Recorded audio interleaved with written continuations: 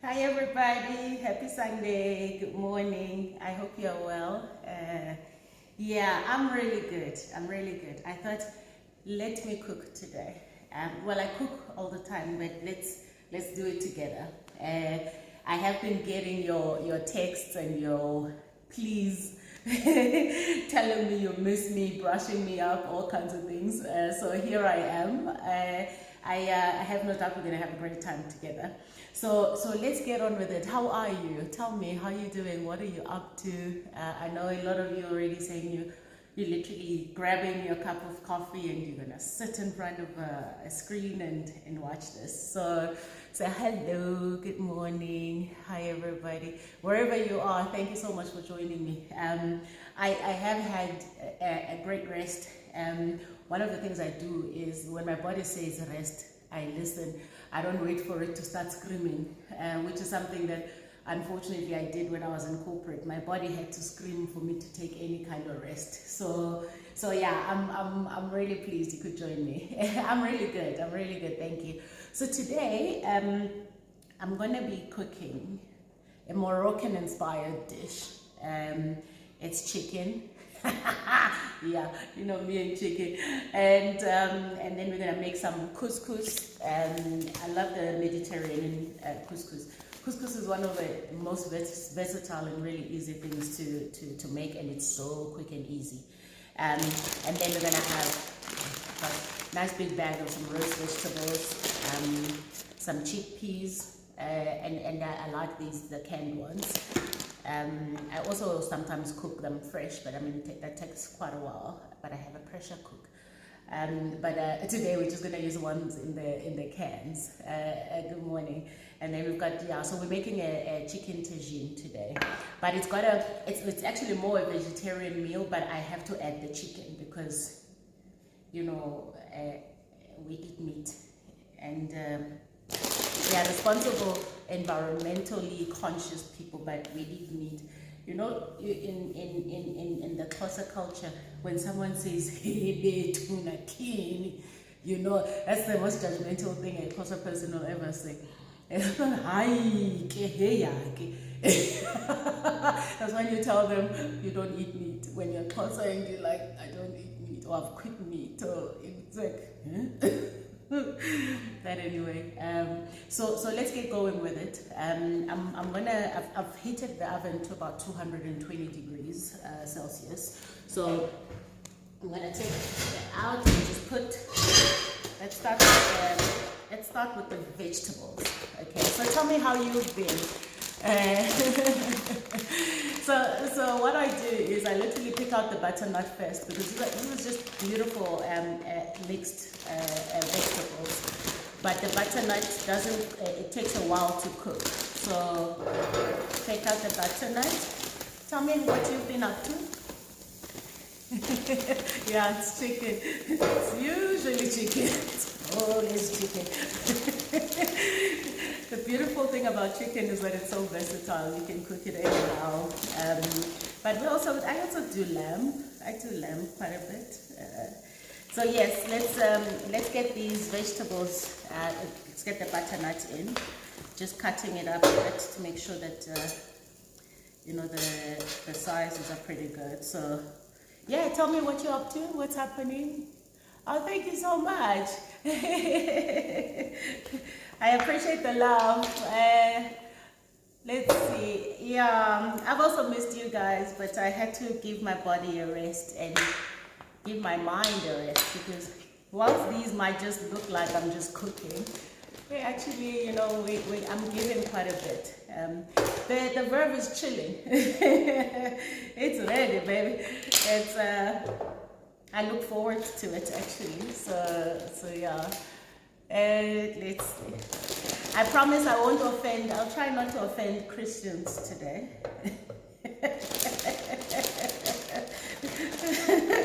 So I'll just drink my verb and not say anything about you being judgmental. I am Christian, by the way. Somebody once asked me a question.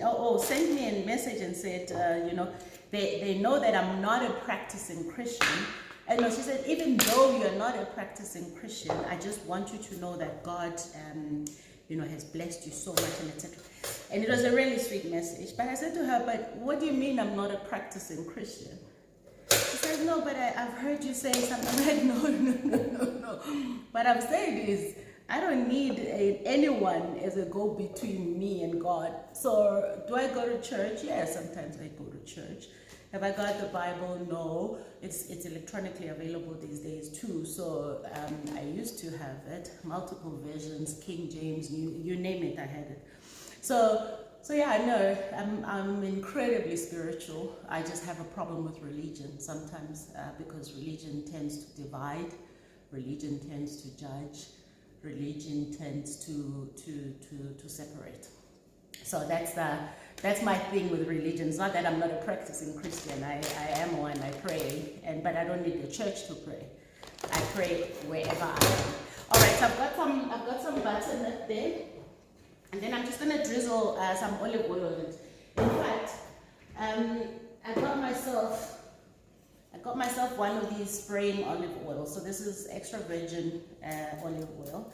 So I'll just spray that onto the vegetables so that they crisp nicely. All right, so we start with the butternut because that takes a while to cook.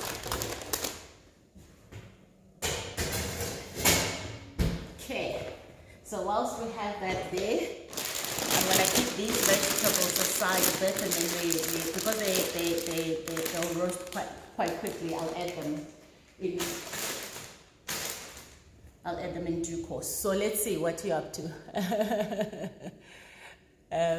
Yeah, I think we really need to stop judging one another and just be a little more compassionate and kind, and understand that we all don't live our lives from the same lens, and we don't look through our lives from the same lens, and that because you don't do something doesn't necessarily mean it's wrong when others do it. And I always avoid these religious conversations. Switzerland, Lesotho, hello everybody, hi. I avoid these religion conversations because religion, politics, and sexual orientation are probably things that people use to judge others the most, and I end up really not very. I only have those discussions, to be honest, with my friends, because then I know even if things get heated, there's no judgment. So sometimes I really have to reserve my comments around those. But here's one thing I'll tell you. People are allowed to be whoever they want to be. People are allowed to make their own choices. It is not for us to judge. In fact, I think you are the one going straight to hell if you're judging people for their choices. And do we want healthy choices for everyone? Of course. And you would trust that people will make the right choices for themselves.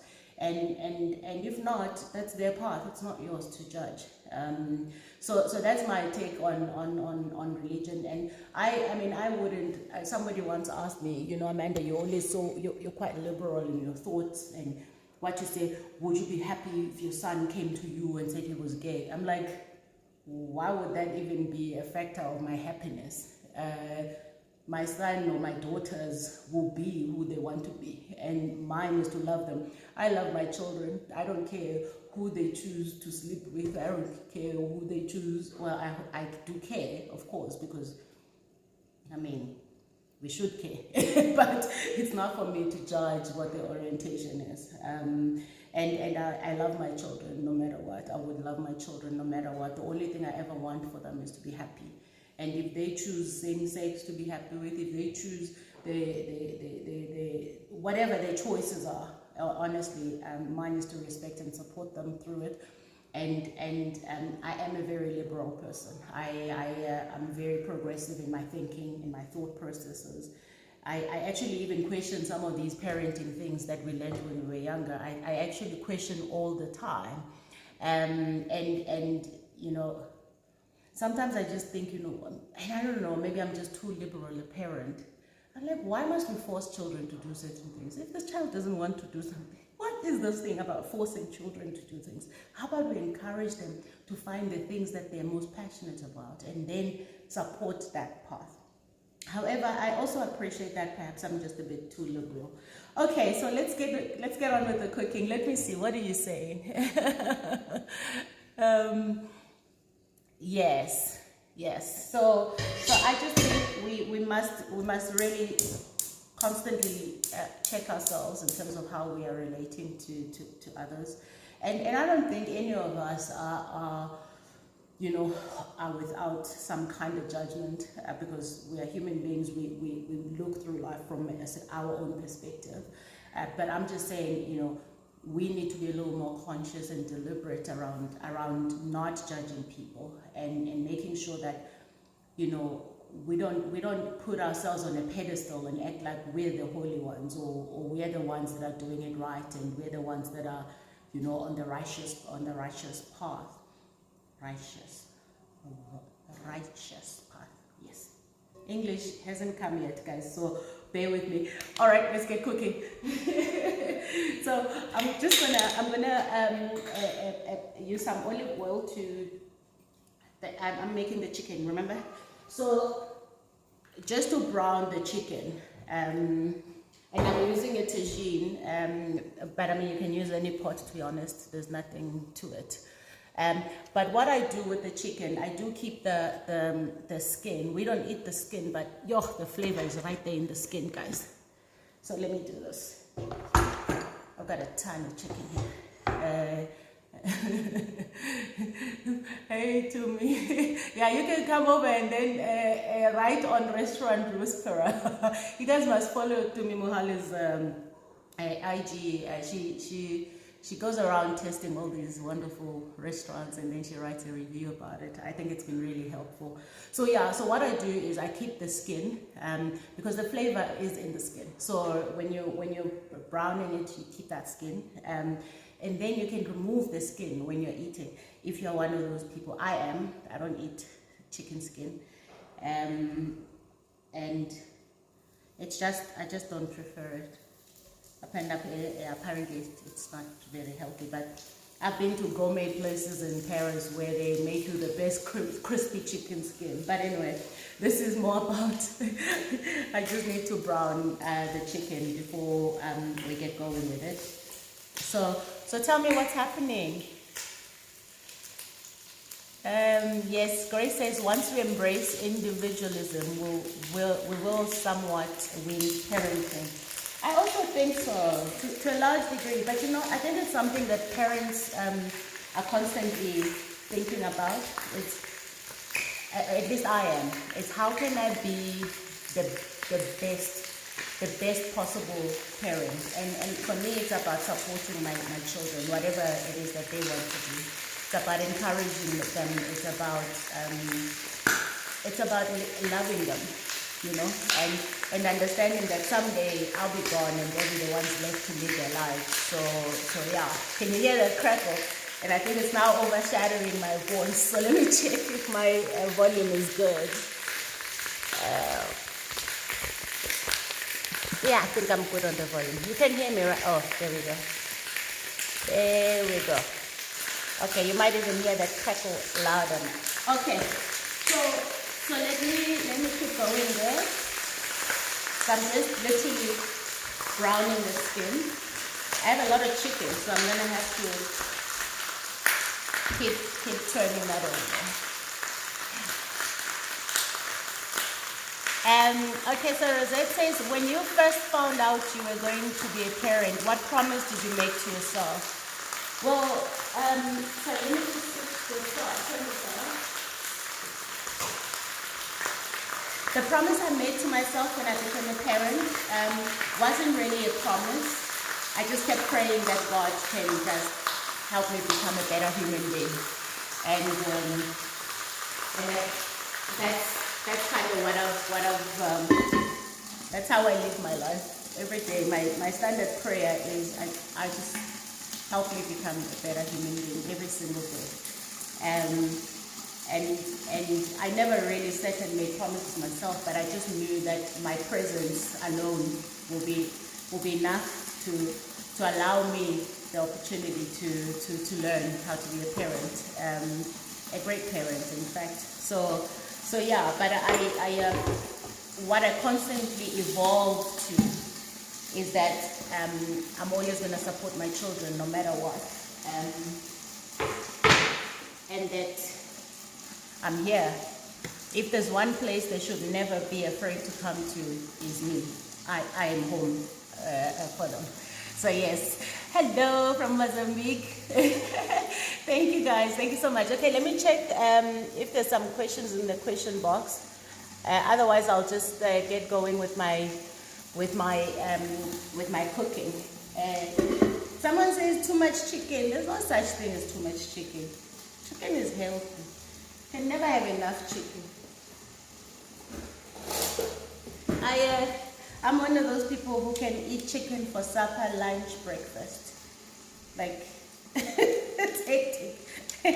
But it's versatile, so you can make it multiple ways, a million different ways, in fact. Rorisang says, our kids love us unconditionally regardless. That's what I have come to realize. And that is true, but I also think we should never take that for granted. You know,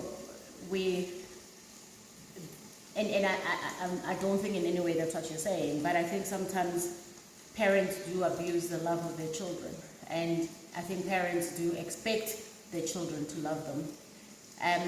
I don't expect my children to love them. I expect to earn their love.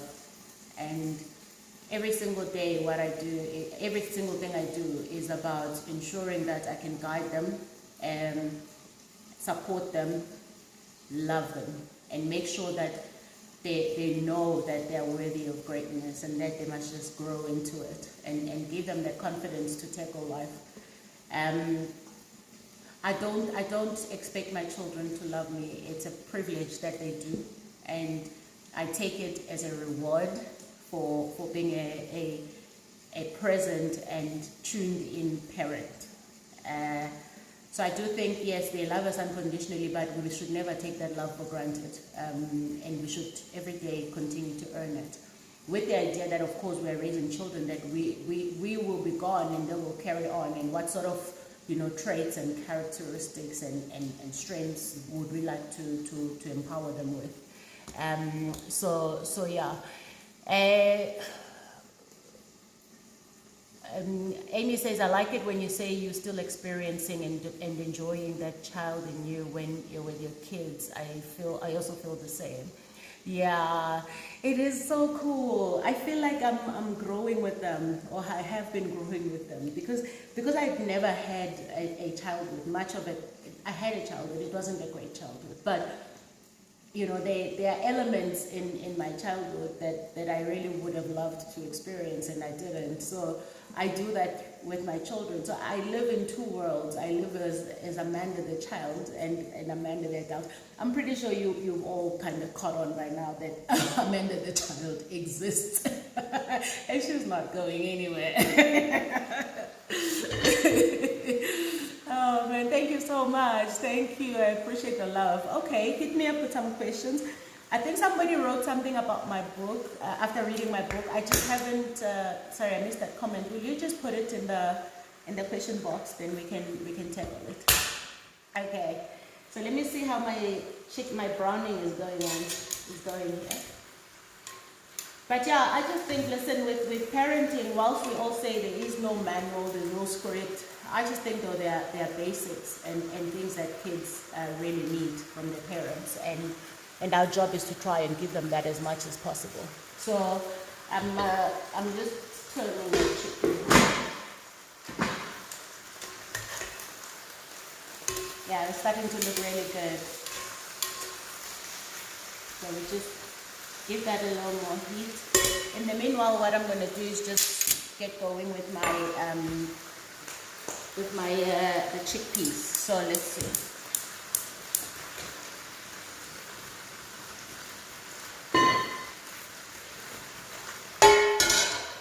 Okay.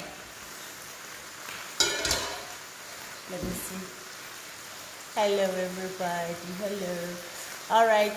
Okay. I don't see any questions yet in the question box, so I'll just carry on, and you let me know when you have some questions. But yeah, I'll just tell you that parenting it is one of our biggest challenges in life, but I think also we do tend to want to parent our children from our own perspective and our own experience. What do I mean? You know,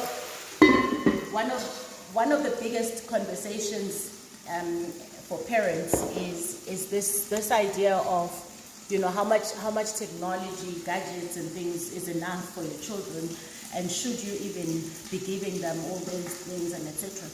You know, I've said, I remember my husband and I have come from that school of thought, and one day we were standing in the middle of a store, and we were going to buy our son an iPad. He was 4 years old, I think, at the time. And we looked at each other and we were like, what exactly are we doing? But in that moment, it was the realization that we cannot be parenting our children using the ways of how we grew up. We didn't grow up in a technology world, but they are born into a technology world. And I think that there's a significant gap between children who have come from no access to technology and to those who have. I remember the first time I used the computer was when I got to university. And I mean, there's already a significant gap between me and other children who grew up using or having access to at least a computer or technology. So we've also had to kind of like recraft and reshift what it is that we believe is the right thing for our children.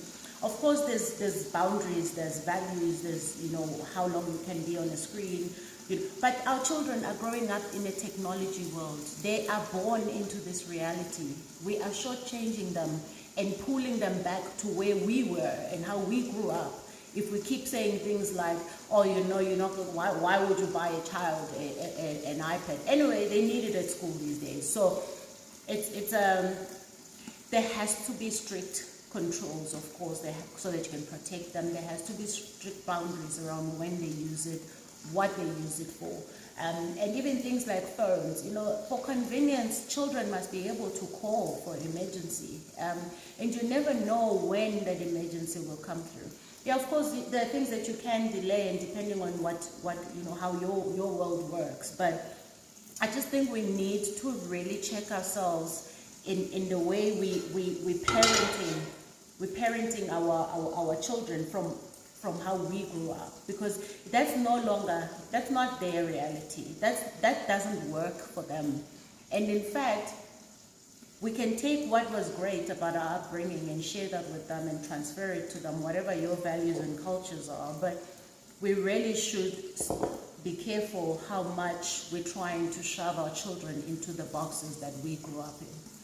It really is something that I'm always, you know, I was even having a conversation with a friend of mine the other day, and we having this conversation. I'm like, we can't punish our children for their reality. You know, we can't, I don't think we should be punishing our children for their privilege that they have, which is access to these technology platforms, because it's what sets them up for the future. Some of us had we still do. I mean, our starting blocks have been so different from others that we are still consistently trying to bridge that gap, and we're never going to bridge that gap. So for me, things like taking our children to our workplace and have them listen in on finance conversations, budgeting conversations. I mean, we didn't grow up with that because that wasn't our reality. But this is why we're not always advanced in some of these basics around, you know, entrepreneurship, corporate cultures and things like that. Whereas, you know, if you talk, and I mean, I'm generalizing, guys, but I mean, I think if you're in South Africa, you fully appreciate this context. And I really believe in other countries as well, because it's a global context. And you know, some children used to grow up, white children grew up being sent to go do an internship at Uncle John's firm. and they would absorb everything. I mean, we never had that opportunity. You get to corporate, you get to business, and your eyes are wide open. You get to university. Most of us struggle with university. That's why there were those bridging courses. I don't know if they still exist. The bridging courses were for some of us who came from struggling backgrounds, because there was a gap to be bridged. I don't like it. But anyway, so let me come back to the cooking. I think I just started preaching, right? Feels like I just started preaching. All right, so I've got this Moroccan tagine paste, and what I'm gonna do with it is, sorry, my hands have olive oil now. There we go. So I'm gonna literally fry this in the pan. So I'm gonna take half of this.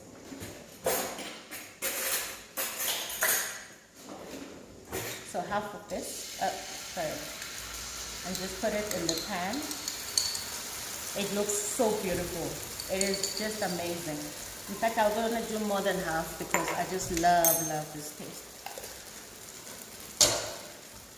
And this is in no way a promotion of any supermarket, so you can get a Moroccan tagine paste anywhere. I get mine from my usual.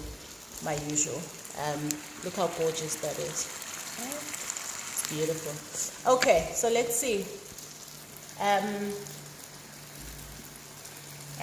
Shimani says, true, my kids know nothing but touch screens. My baby, she's 2, she uses voice search for Cocomelon and Aki.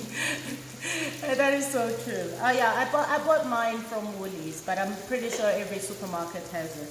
So I agree with that. Their reality is just so different from ours. And our job is to enable a reality where they are thriving, not feeling like they've been held back. And again, I'm saying, there has to be strict boundaries, there has to be strict rules around these things. All right, so I'm just gonna let that, oh, it smells so good, warm up a bit. So I'm gonna drain the chickpeas. So let's see.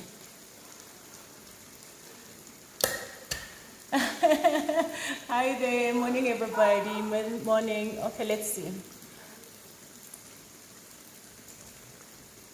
So Miss Paula says, hey baby. Hi. So I'm just firstly, I'm draining the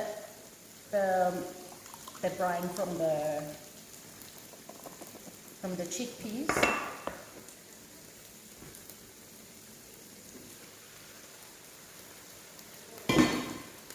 Then what I'll do is just throw it in. So Mrs. Color's question is, I struggle with confidence in job interviews. What advice can you give me? It has set me back so badly. So confidence in job interviews,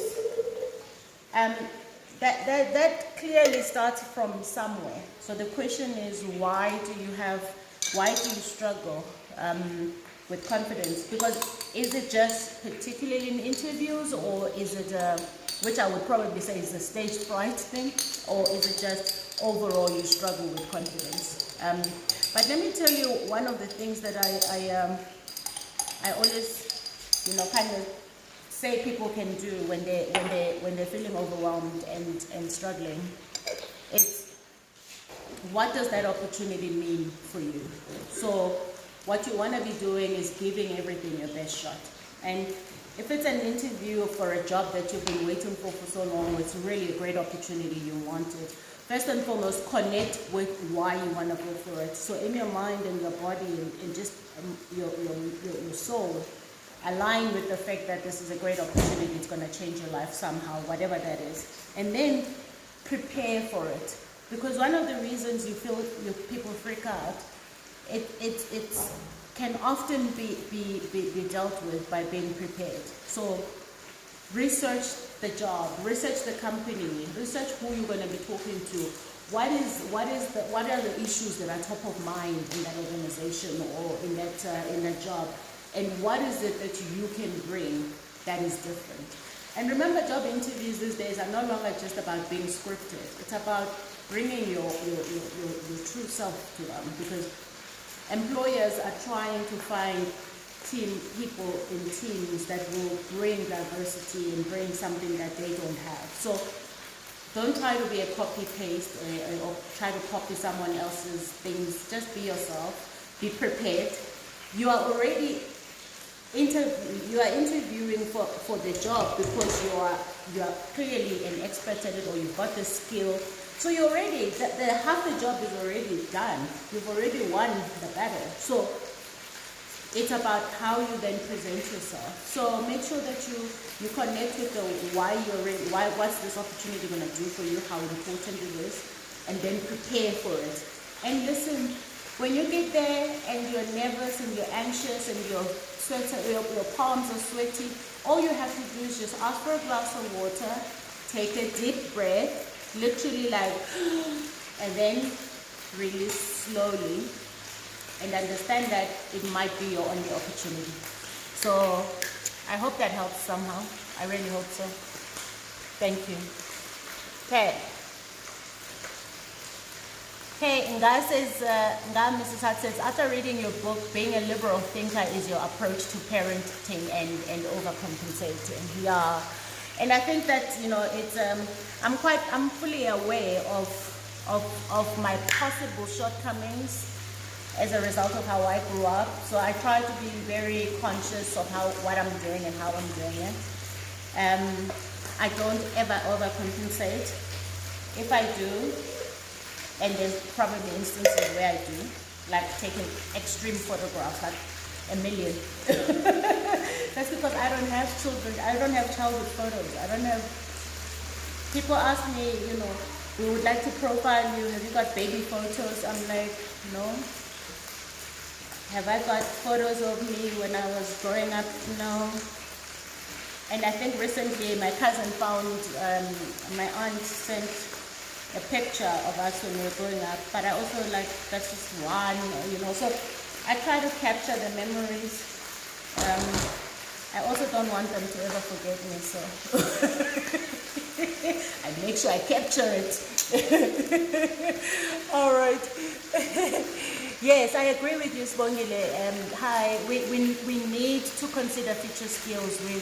We must build, and this is what Sibongile says, we also need to consider future skills, build our kids to be future ready and be capable leaders.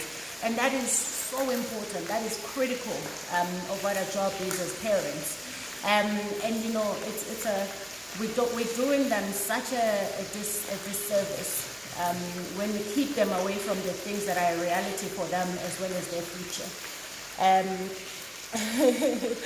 All right, let me see another question.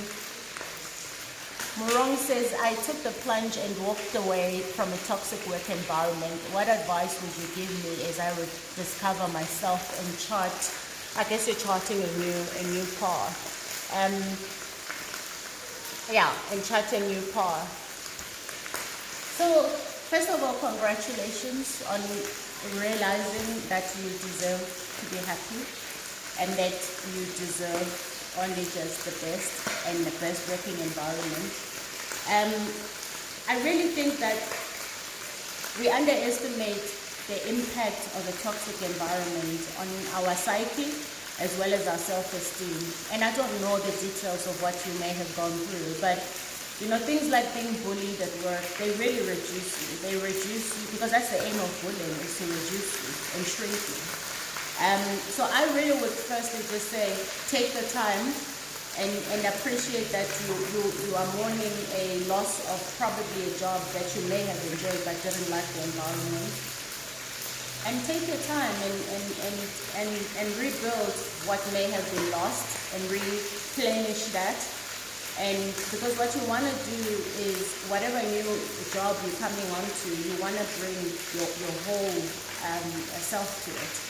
And you don't want to carry that drama from the previous role into the next. So, oh my gosh, my chicken looks amazing, guys. Let me show you. Look how beautifully brown that is. So I'm just going to turn this around. And even the chickpeas are coming along good there. So yeah, I would say, let me just turn the chicken first, then I can come back to you. Okay.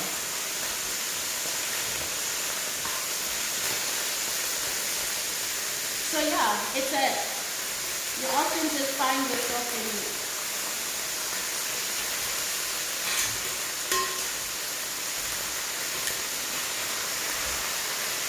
circumstances that you couldn't possibly have been able to control. Look at these chickpeas. Let me show you. Look at that. How gorgeous is this?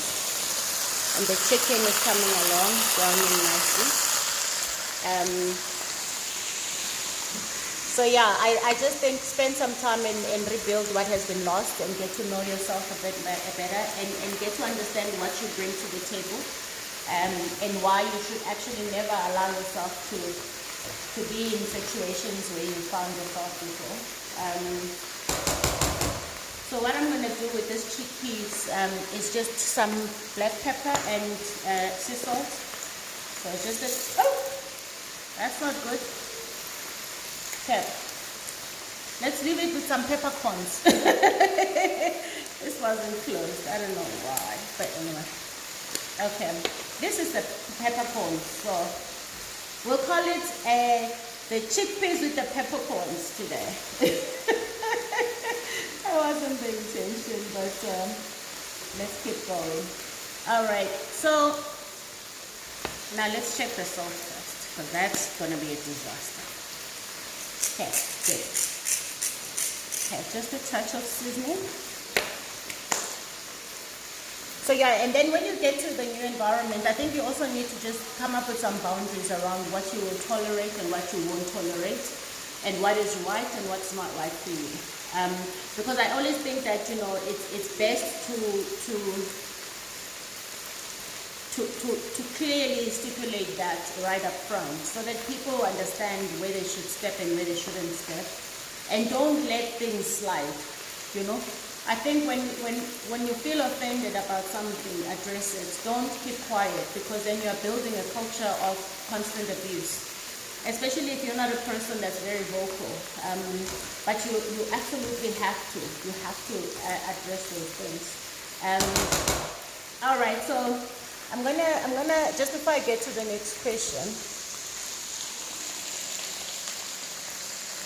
I'm just gonna show you how beautiful this is. Look, how stunning! Look at that. And that is good now. So I'm just gonna put it aside and get going with the other things. So here's my chickpeas. Gonna get them in here. Oh, they look so beautiful.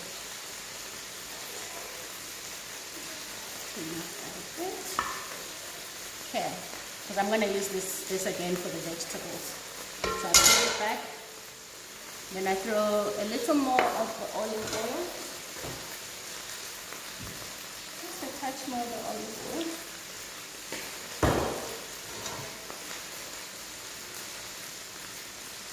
And then I'm going to put some more seasoning paste. Because I love it so much, I'm going to use quite a bit of it, all of it in fact. Just use all of it. And then here, in the sauce, I'm going to add that butternut that I was roasting. But what I'm going to do for now is just check on it. It looks amazing already. It really does. And I am happy with this butternut, so I'm gonna let that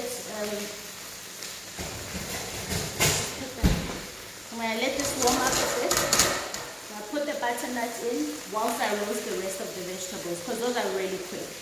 And I'll let this beautiful, beautiful chickpea dish stand a bit. Then we'll get it prepped for dishing. It looks so good. Yeah, okay, let me show you. It looks amazing. Okay, so Put that there. Then let me just cover it. Okay. So let me come back to you.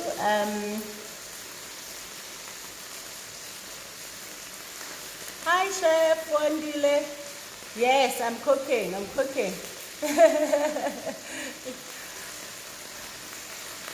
Okay. All right. So let's go. Next question. Hi, Mrs. D. What is your take on diversification in business? This is from MS Kumi. Do you think it's always a good thing?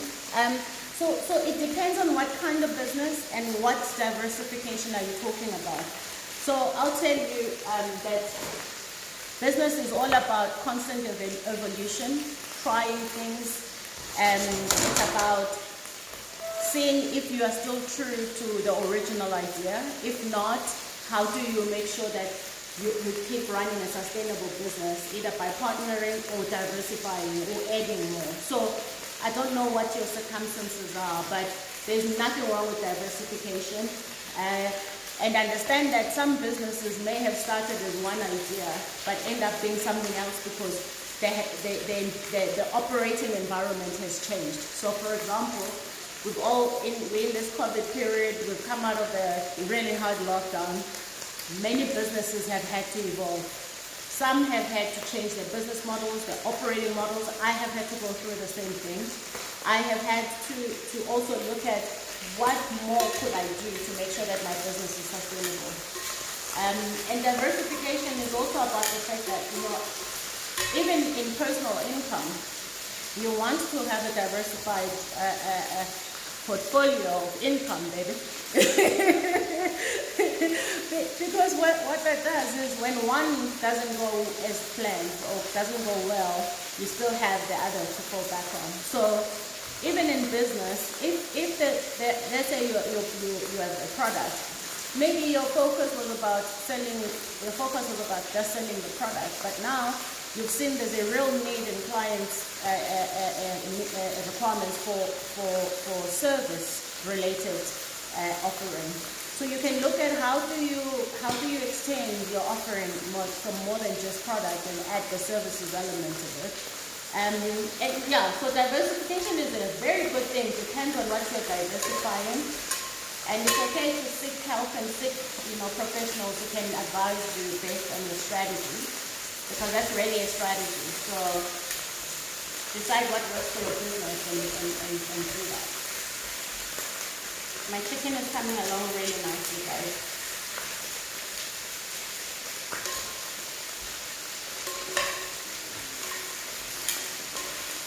It really, really looks amazing. And I'll show you because I'm going to put it aside because I also don't want it to overcook at first.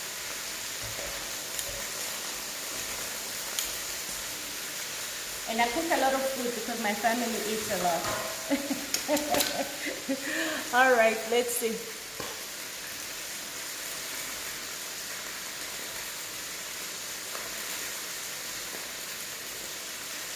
Okay, questions. One moment, please.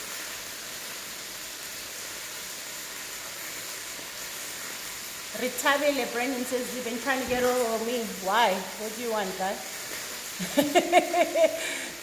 It must be so important that you must say it on this live. We haven't met, we've never met, but I don't know why you're trying to get hold of me. Okay. Sizatuso says, morning sis A, I get anxious and panic attacks when I think about starting a business.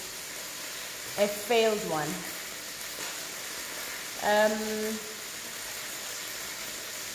Okay, so are you getting panic attacks from starting a business? Or you've had a failed business, you are scared to start another one? Just maybe help me with that. But the truth of the matter is that we are brought up in a world that sees failure as the end, but it's not. and we are brought up in a world that says, you know, you must always get things right the first time.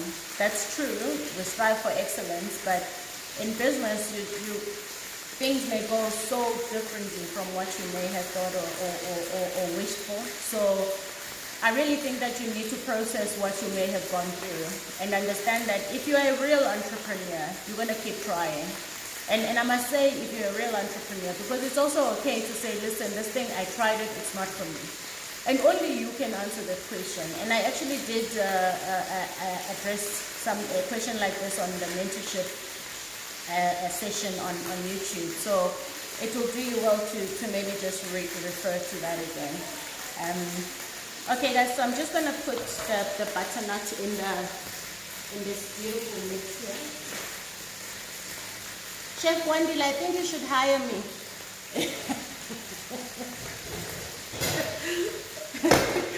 Alright, so I'm going to take this beautiful looking butternut. Like, it is just gorgeous. I'm going to show you. So I'll put that in there.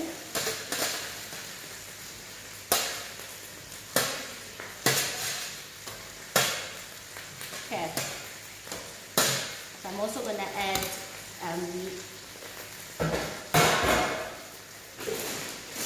the rest of these vegetables. So I'm gonna put them in there.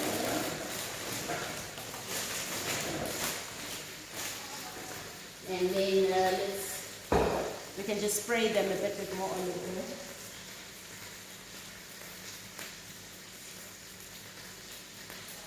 Okay, and these cook rather quickly, so because it's like it's peppers, it's baby marrow, it's some onions. So we'll just put that in there. I'll season when I'm mixing everything up because I like to do that rather. Okay, so let me show you what this is starting to look like. Oh, and that butternut is perfect. Let's see. Show you. Wait, let me show you. Look at that. Okay, the sun is also coming in there. How beautiful that butternut looks, and the sauce. Okay, I'm already mouth-watering. All right, guys, let's see. So yeah, I think it's really just reflect on your previous journey when you had the other business, if you've had that failed business, and then work out, you know, what is your next move, and be better prepared this time, because I think sometimes it's just a matter of timing, and what you want is to be better prepared and to have taken the lessons from the previous business. And there's for me, if ideas fail, and they fail all the time, but for as long as we can get up and keep trying, I think we're going to be okay. So yeah, please go for it. Please put the question in the question box so that I get to it. Is there an alternative to chickpeas that I can try with this recipe? I don't think you. I think you can use peas, but I don't think they have the same effect. Oh wait, you can use red kidney beans maybe, or any kind of bean maybe, or pea. I think so. Sorry, I didn't actually think about alternatives, because remember, I don't do this for a living, but I think that would be a good living, a good alternative. Any beans. Okay, so let me take this question. Nozi Ngayana says, one of my favorite parts in your books is when you related your solo trips. It's actually not easy to plan and go on a trip alone. What did those times do for you? I find it brave and admirable to find a great deal of being content and independent enough to do that on your own. So I'm a person that just gets on with life by myself, and I think it does come from having to be very self very introspective at a very young age. However, in my adult years, the one thing I have told myself is I never want to be held back by anything or anyone. So if I want to go somewhere and someone wants to join me, that's great, but I'm not planning around you. I'm planning around me and what I want to do. How often have you planned to do something with people and it ends up not happening because nobody shows up, or people change plans, their lives change, etc., etc.? So I believe in independently living my life, and people can meet me where I am. My now husband, when we met, I was on my way to, I was on one of the trips where upcoming was Mozambique by myself. And I told him, I said, listen, I'm going to Mozambique, so if you want to join me, you can join me. And he did, because he loves traveling. He didn't say to me, what are you going to do in Mozambique alone? Blah, blah, blah, blah. You know, all that nonsense talk. So I really think that we need to start living our lives independently of other people. And if people meet you there, then that's great. In fact, I really enjoy my own company. And I think you enjoy your own company when you've done quite a bit of that inner work, when you've come to understand and know who you are, and when you have really embraced yourself, and you're not afraid to look in the mirror, and that you're not afraid to sit by yourself and be with yourself. I'm one of those people that I am incredibly reflective, and I just love my own company, and it's great to be with people, but I don't depend on people to lead a great life. So it's not difficult for me to plan my trips alone when I need to go alone. It wasn't difficult then. It's still not difficult now. But of course, now what's different is I really enjoy my family. I enjoy traveling with them. But there's still times where I have to go without them. So you know, that's just how it is with me. Yeah. No, I never want to be held back. My life needs to be lived, and lived now, not tomorrow. So remember the liquid I was draining from the chickpeas, yeah? I'm gonna put it now on this butternut mix. So just a little bit there. It's gonna give us that nice thickening culture, and I'm gonna use chicken stock on this as well. So I'll show you now what it looks like. And my chicken has been browning happily, so I think I'm gonna take it off. Let me brown some more of this. I keep turning down the heat because I'm cooking too. Yeah, this looks really good now. This looks really good.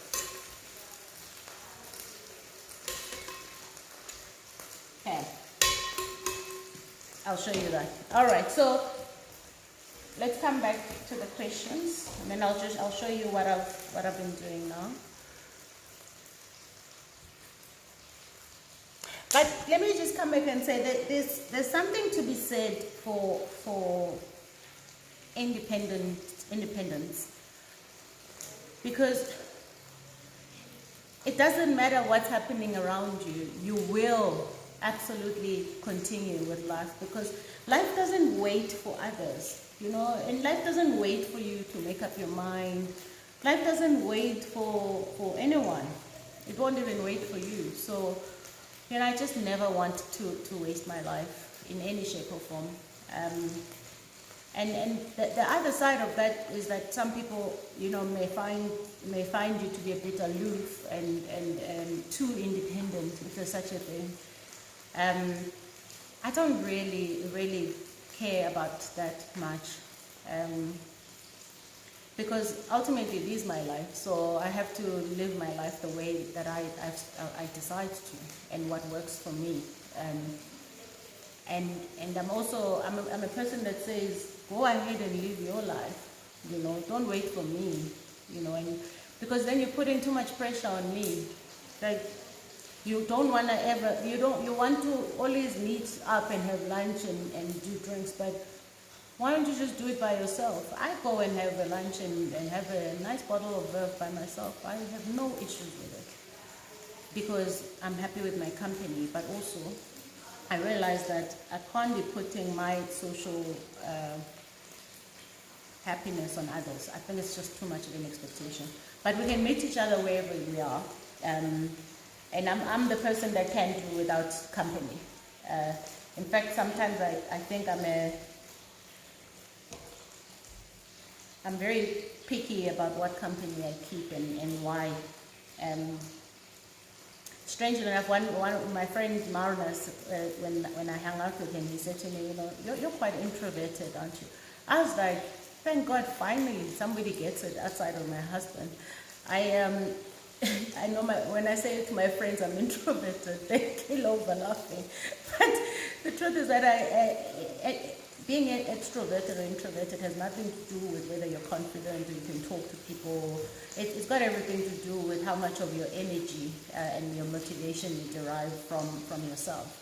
I'm one of those people who derive both. So I absolutely love the energy that I get from people, I am an energy being, but I also get overwhelmed by it. So I pull back and just, be a bit more reflective and computer with myself. I'm a person that doesn't like to just be out there for the sake of being out there.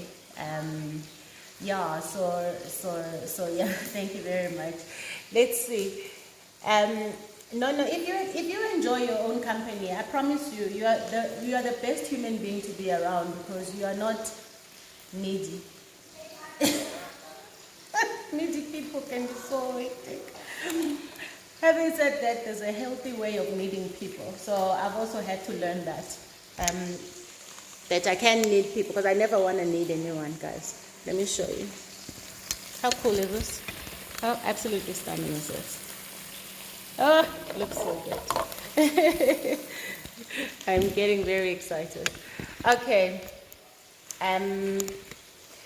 I really would like you guys to put your questions in the box because they fly by and I can't keep scrolling up. So, Delisile says, "Hi, Sisi Amanda. May you please share your views on the use of psychometric testing for hiring employees?" I really think that, for some companies it's more important than others, but it's not always a true reflection of who you are as a human being. And I think hiring managers have started to appreciate that because those psychometric tests change at any given time depending on where you are on the day, what you're going through, what you've been through. I think that a lot of our psychometric tests, if we did them prior to COVID and if we do them after COVID, you'll find very different answers. So hiring managers are starting to appreciate that, which is where I'm at. What I've always done is appreciate that that's just one tool. But there is no substitute for actually getting to know the person intimately and then understanding what makes them tick, where do they come from, outside of a 4-hour prescribed time frame. You must have answered these questions, and the score that you get, or where they are on a quadrant, and etc. But they are a good guide. But hiring managers still have to do their own investment into the people, and they've been used before. I mean, some hiring managers take the results of a psychometric test and then they're like, no, it's a no-go. But I don't believe that that's the right thing to do because that's just one tool. It's just one of the tools. So okay, let me come back to what I'm making here before I forget. So I'm going to take the chicken and just put it aside and start chopping up some onions.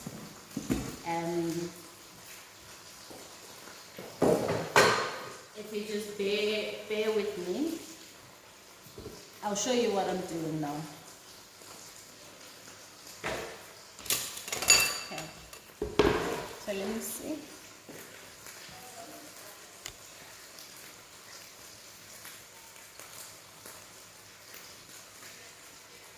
Sylvia says, what is your advice for someone who's really good at their job but has difficulty with networking?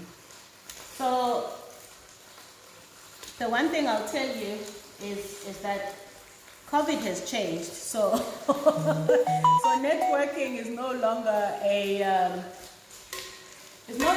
necessarily the way it used to be.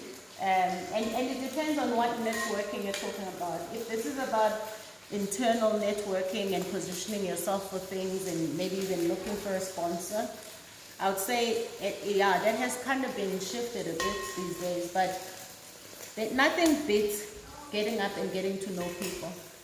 And I can assure you, and I've said this on one of the mentorship sessions, so I urge you to go look at that as well. If you do not get out of your shell, you are not going to be very successful. Chances of you being successful are slim, because people present opportunities and open up opportunities only for those whom they know, whom they have a relationship with, and whom they know is also going to shine their own light their own shine. So no one just wants to be associated with someone who's not out there. So unfortunately, you have to appreciate that you're not going to get very far if you do not have the ability to get up and talk about what you do, get up and interact with others. And networking also means very different things for different people. You shouldn't be annoying. You should just be looking for good relationships. And I guess the aim is to be known, is to have people talk on your behalf at the tables where you are not, because you're not always at every table. And that's very important. And the tables where your career is being discussed, you are not at those tables. That I can assure you. You know. So watch the mentorship session I did when I was talking about the difference between sponsors and mentors and etc. I think that might also frame your question a bit more, or your thoughts a bit more. All right, so I'm just getting my chicken out of the tissue. Bear with me, it's looking good. And the reason I'm taking it out is because I'm going to strip the skin off once it cools down. So I just need to let that be. I want to use this tijin some more. It's got these beautiful brown bits here, and oh, those are just amazing when you're cooking. So let me see another. I'll show you now what I'm doing here. Let me just see another point, another question.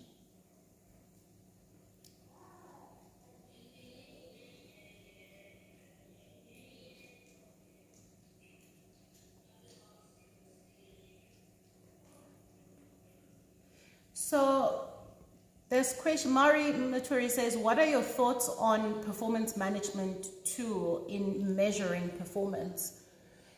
Listen, every environment is different, like I said, on the psychometric testing thing. Every environment is different, every hiring manager is different. But unfortunately, one of the things that happens in corporate is people you have to be classified. Someone has to be performing better than the other. Whether that is in reality true or not, but the point is those performance management systems force that, there must be rankings and things. And I just think that there is something to be said for how those have been used, and they have been abused by line managers who don't get along with their staff or their employees. And everything has to be checked. Everything has to be sanity checked. I'm not a big believer in performance management systems, but I understand also that in an organization that employs 45,000 people, you have to have some kind of performance management system. So it's not necessarily the tool itself, or it's usually the how. So it's usually the process. It's usually how people are made to understand what those things are meant for and what they do and what they're trying to achieve. And I think the initial intention was to always identify where employees are lacking and they need support. Unfortunately, those have since been used that way, but also quite abused in a way. So I don't have performance management in my company. I do have some kind of process because you have to do that right in case you have to exit someone for non-performance. So, I mean, I've had people that have exited from the business for non-performance and other reasons. And, you know, people are always going to take you to the CCMA. So what you want to be is ready and make sure that you've treated people fairly and that you've given people more than a fair chance. And that when it gets to the conversation of exit, it's not just a surprise. That crispy chicken, ooh, so good. So it's not just a surprise, but people are aware of where they've gone wrong. So, okay, so this is my chicken. It has browned nicely, so I'm going to put it on the side. Then what I'm going to do is chop up some onions and put in that same tissue I was using.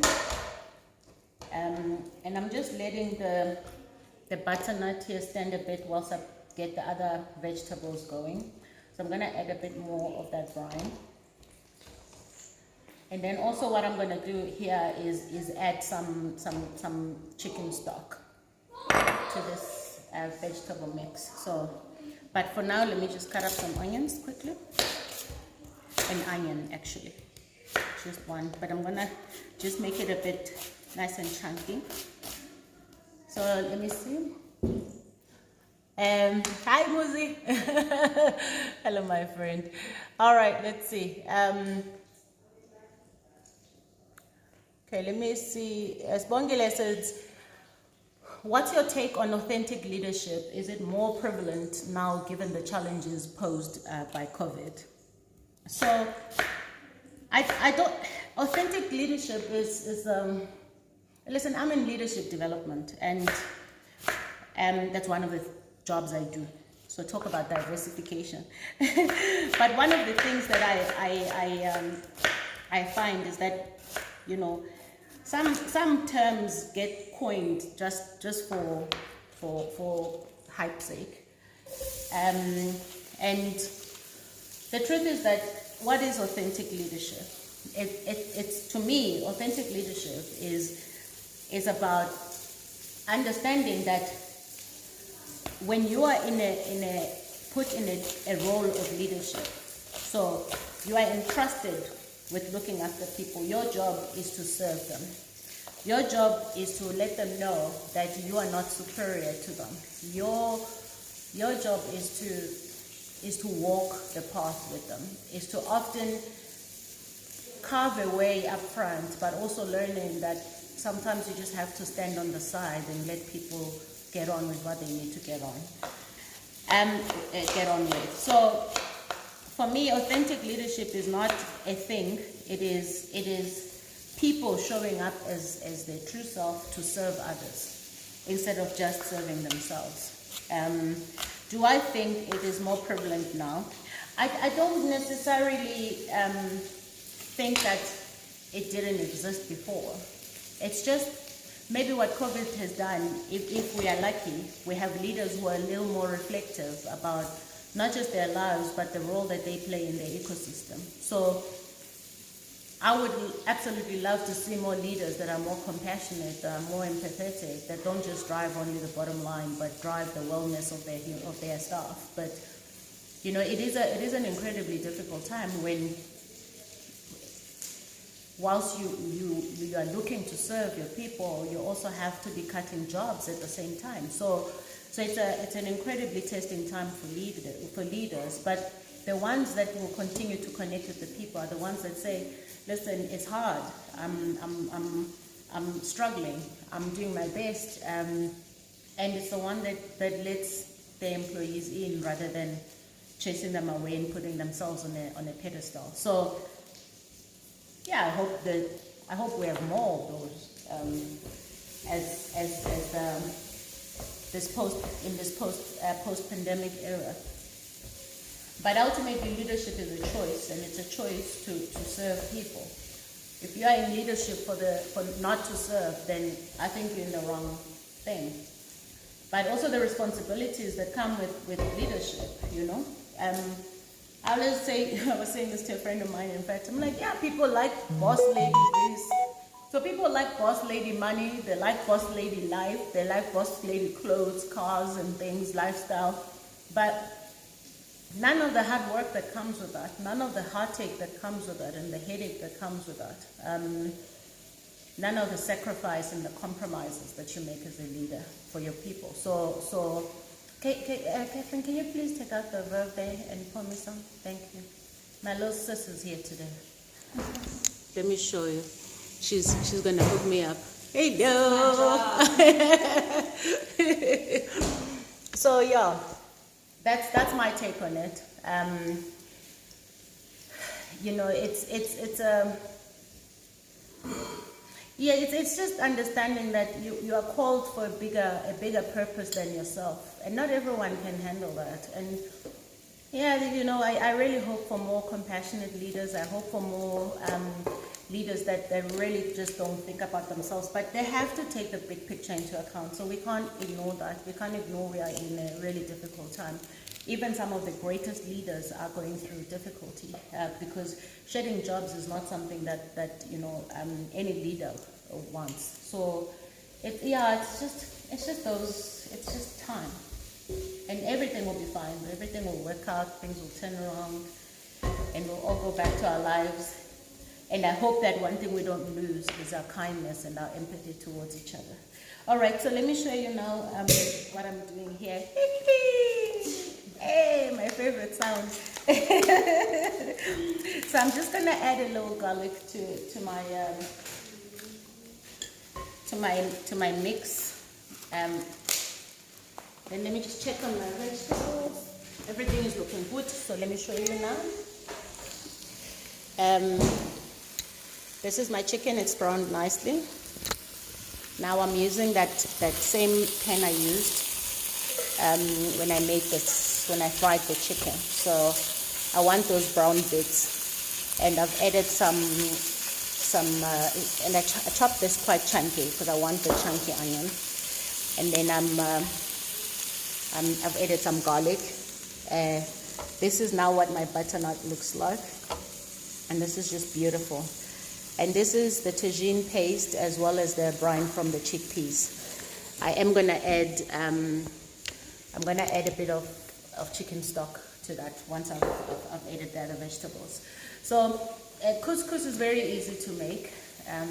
It's literally up to 10 minutes you're done. You boil water, and what I always say is, when you take couscous and you put it in a bowl or whatever, as long as you're able to cover it, and you pour boiling water over it, and that's it. You just cover it, but fork it out. Literally, guys, the water must not exceed the actual couscous, so it must exceed by a little bit. Otherwise, you're gonna have a muddy or watery couscous. That's not what you want. What you want is nice and fluffy. So I'll show you when we make this in a moment. Let me take some more questions.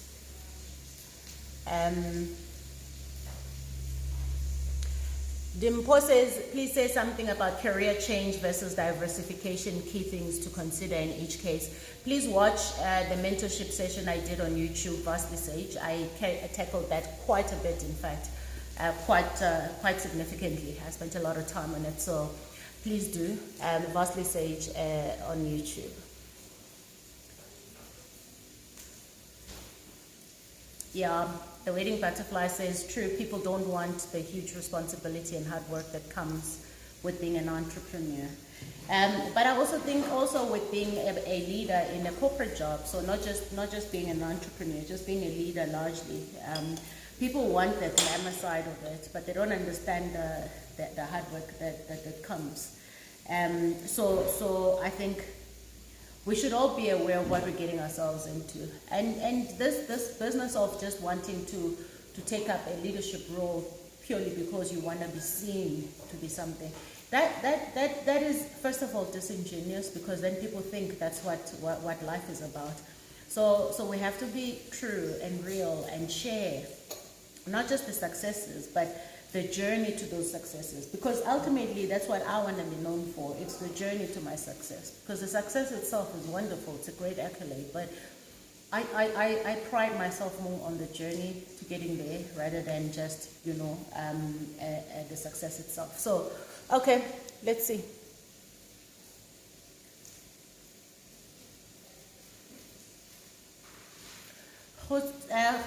Go says, I would like to understand what is taken into consideration when selecting someone for a leadership position, other than being good with their job, I assume. Other than being good in their job, what really matters more? Being good in your job is not the reason you should be selected for a leadership role. Let me just put it out there. And many companies have made that significant mistake, where they take specialists who are amazing at their job, and then they say, here you go, now lead people. And it's a disaster, because specialists and really highly technical and experienced people with high expertise, they're good at what they do. They don't necessarily, being good at what they do doesn't necessarily mean they're going to be great at leading people. You need a whole different skill set for that. And yeah, you want to promote or give that responsibility to people who have got a great track record. But by virtue of being good at your job doesn't mean you should automatically be selected for a leadership role. So what do they look for? They should be looking for leadership skills. They should be looking for empathetic people. They should be looking for people who don't only think about their own back pocket, but think about others. They should be looking at people who don't act like victims of the system, but get up and do something, get up and change. They should be looking at people who are constantly getting up to lead, who don't need the title to lead. They should be looking at those people, because there's plenty of those, who say, I see a problem here, I have a solution for it. Who say, listen, let's constantly look at how we can solve, we can work as a team, how we can do this, and not constantly look on the problems. So being good at your job is not a prerequisite for leadership. In fact, I recommend that, that is not put at the top of the list. But it's an added advantage. It's an added advantage, but it's not a prerequisite. All right, so I'm looking good here on my onions. So what I'm gonna do is put back the chicken. So just bear with me here. I think I might have to lead you back here. Let's see if you can see what I'm doing here. Okay. Look how beautiful that looks now, if you can see it. All right, let me take another question as I do this, because I doubt you just want to see me peeling chicken skin.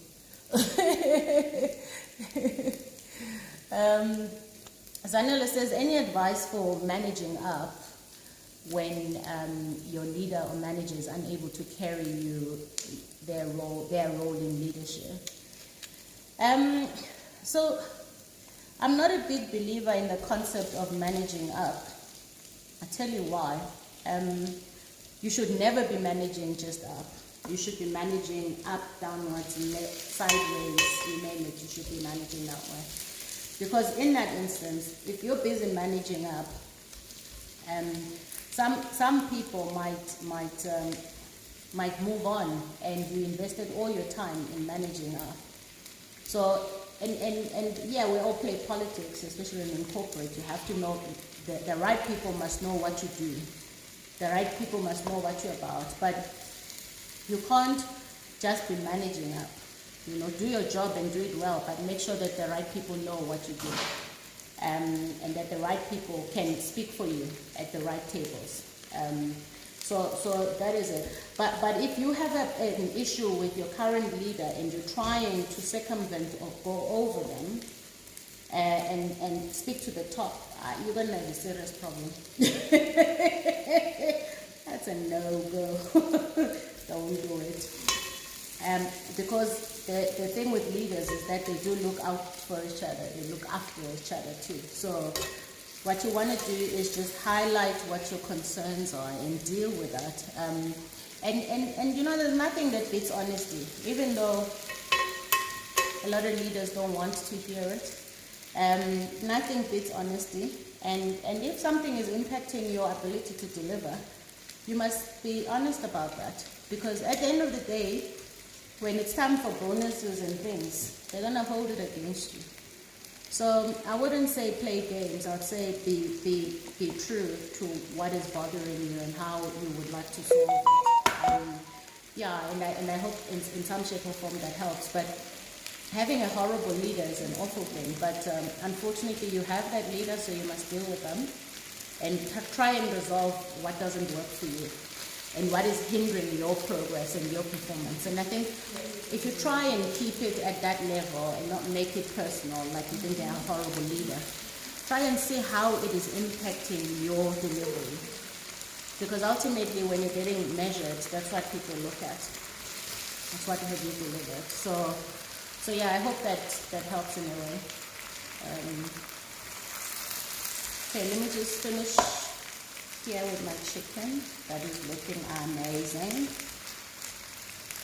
And I'm almost done with it. So, in fact, I'm almost done cooking, which is fantastic. What time is it? I'm doing well for time today. But I mean, what I'm cooking is pretty easy. It's not a hell of a lot of cooking. But I just need to brown some of these some more. Okay, just 1 moment, please.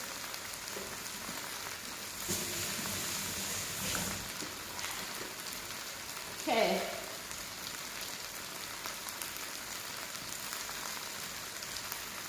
So let me see, what's the question?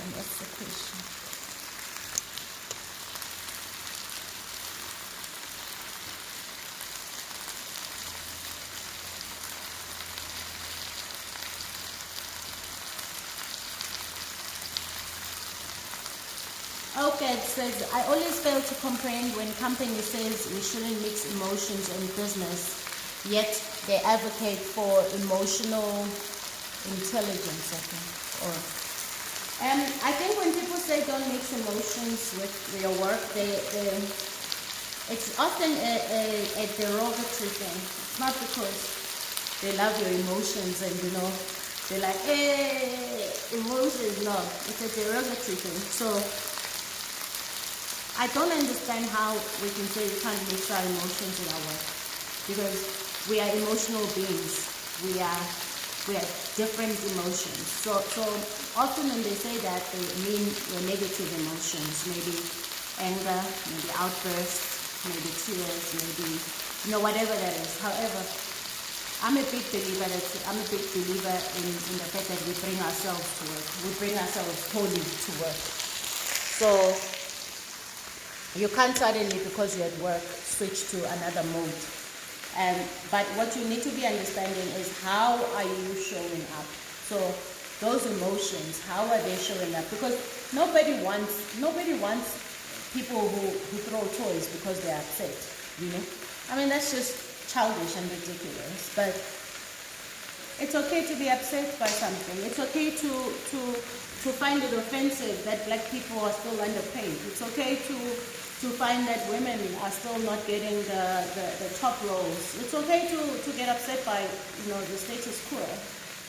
It's okay to tell people that they will not treat you that way. And there's nothing wrong with that. But in whatever you do, you must always assess your reaction in line with what you are trying to achieve. So what are you trying to achieve? You know, is your reaction gonna elicit the desired outcome? That is what I would really say. There's nothing wrong with emotions, but your reaction to a particular situation, is it gonna elicit the desired outcome? If not, then reassess and relook your strategy or your reactions. Um, but we all have to appreciate that we are human beings who go through things, and we've had significant loss. You know, people are going through the most, so we can't script people and say you're on the job, you must be like this. No, but be aware, be circumstantially aware. So aware of your circumstances, aware of your context, and aware that there are things that you can't just be saying. You know, I must tell you, one of the things that people like to say is, oh, my husband is my best friend. And I'm like, yeah, I mean, I have a friendship with my husband, but it's not best friend type friendship. Let's just be clear. I'm aware of that context. Because the things I say to my best friend are not things I would just say to my husband. So all of you people are like, oh, my husband, my BFF. No, I would like to test that. Anyway, cheers, guys. Oh, that first sip of verve, guys, is heaven. It's like angels are tickling your taste buds. Anyway, so yeah, it's not a. You must be very aware of your context. The context within which you operate is key.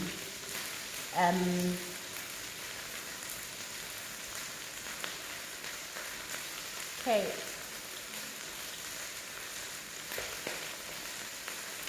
All right, let me just see. All right, thank you so much for your comments, guys. Let me go and find another question. So Liz says, I'm a self-taught entrepreneur and had to go back to corporate due to COVID.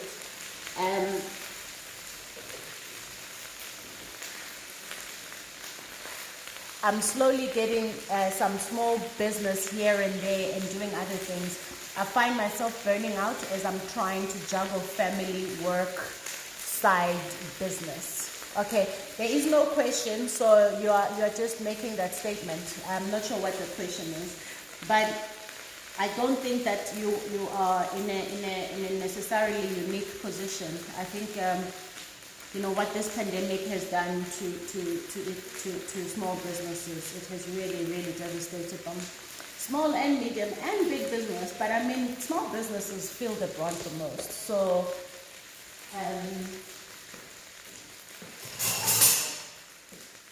I'm sorry that you're going through that, but you are going to have to prioritize, of course, you know. So I promise you, we all have the same amount of days and amount of hours in a day. And it is about, you know, what do you value the most. And if you've just come from a situation where you probably have financial difficulty and you need that job, it means you have to work that job and give it your best shot and to the best of your ability. And you need to make another plan for your side businesses. If they're taking up time that you should be using for the other job, the job that's paying you, which you probably don't want to lose, then you have a significant problem. So work out what the needs of that business are. And I'm assuming you're not going back into that business full time as yet. Work out what the needs are and see what you can outsource in that business. And I would also like to assume that you want to prioritize your family. So be clear about what support you need from those around you. Because you don't actually have to be doing everything yourself. And that's one of the things we struggle with, especially as women. We think that we have to be doing everything ourselves. You think that you have to be rushing and going to fetch the kids. Ask your partner, ask your sister, ask your aunt, your mom, somebody. Whoever is in your support system. Rely on them more. And say when you're not coping, because that's really important. All right, so let me come back to what I was making here, and then before I carry on with the questions. So my chicken is now looking really good.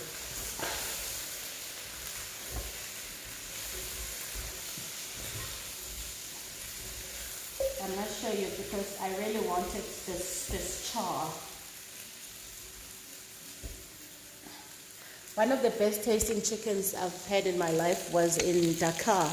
at a house where we were hosted for lunch. Oh, it's so beautiful. Traditionally cooked, beautiful, soft, chunky onions, and really simple cooking, but amazing. Let me show you. I'm getting there now. So I'm now literally about to spice this up because I'm starting to char it a bit too much. This is what these are looking like. Look at that. How beautiful. Okay. Stunning. I'm really happy with how these are turning out. So yeah, let me get, because now I keep forgetting the chicken too and I'm browning it too much. But I like that rusticness of the chicken. Okay, so hit me with it.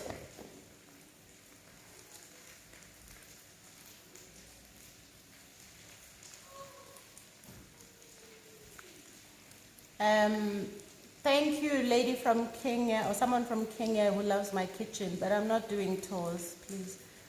You can watch on the Insider SA on YouTube. I did an entire tour. Okay, I didn't do a tour of my whole house, but there's a substantial tour of the house. So the Insider SA on YouTube. All right, so this is looking so good. Now let me get some stock in. And we're also gonna do, let me get my black pepper, the right one.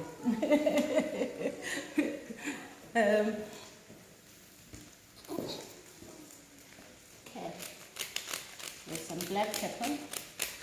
So let me just show you what I'm doing here.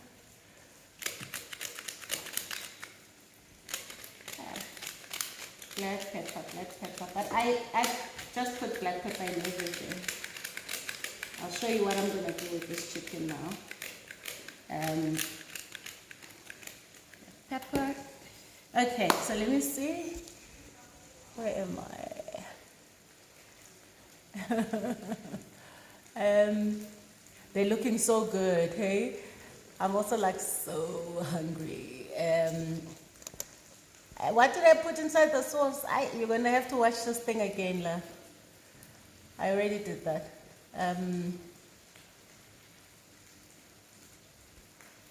Simply Malebu says, how do I change the negative perception about my existence, my team, and the service I render? The figures are telling a positive transformational journey, but the utterances out there are still negative. So okay, my understanding of your question is that you and your team are performing, but you constantly have to feel like you are justifying yourself and why your role exists. And I think that's a significant challenge in most roles. Again, it's that thing where, you know, someone was asking about networking and what you do. If you don't get up and rally people around you and make sure that somebody who is influential, people who are influential get to know about your job, you're going to have a serious problem. And then I think we mustn't mince our words about this. So what I'm thinking, what I'm feeling like is that you're suffering from the fact that you have no sponsors, you have no supporters of your work or your team, even though you are performing. But also find out what are the things that are of concern. So what is it that you can possibly do to change that? And changing perceptions. Changing perceptions is more than just about, changing perceptions is more than just about doing your job well. And I've already said that. It's more than just delivering. It's about, you know, what are some of the, what might be seen as the softer thing that you aren't getting right. So are you alienating people on your way to all of this achievement, financially or monetary, or the measurable things? Who have you taken along the journey with? Are you a team player, or are you very inward looking? Are you so I think you just, nothing beats finding out why are you feeling that way, and what are those utterances, and don't let utterances slide. You heard me say this. A passing comment should never pass, because it passes and then it grows into a monster. and you start feeling this way. So never let a passing comment pass. And people make passing comments to offend you and shrink you. And the more you allow that to happen, the more you don't address it. If someone says something that's passing and it's uncomfortable, address it. And say, actually, I'd like to understand a little more about that because I'd like to know what else I can do differently. So yeah, let me just sort out the stock now. Rianda? Okay. Yeah, he was having an Fortnite outburst. And I'm using his cup. All right, so here's some stock. I'm just gonna post a little stock in the vegetable mix. And then this stock I'm also gonna pour in my chicken. And I'll probably add a little more there in the chicken, but these vegetables are now looking yum. All right. So I'm happy with the vegetables. Just gonna let them simmer a bit. That's so good. And remember, the most important thing about cooking is balancing the flavors and checking your seasoning. So just gonna season a bit more here.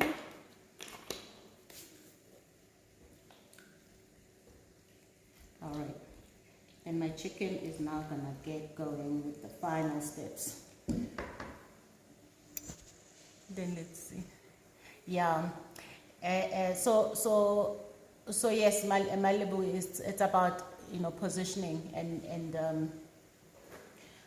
just don't bury your head in the sand and say that everything is fine, because clearly it's not fine. So find out who you need to influence, who you need to talk to about the work that you do. And often you'll find that maybe people don't even know what you do. And remember, being a leader is again not just about being good at what you do. It's about making sure that the right people know that you position your team for success, that you're constantly removing barriers, and that's what you have to do. Yeah. And anyway, I wish you all the best.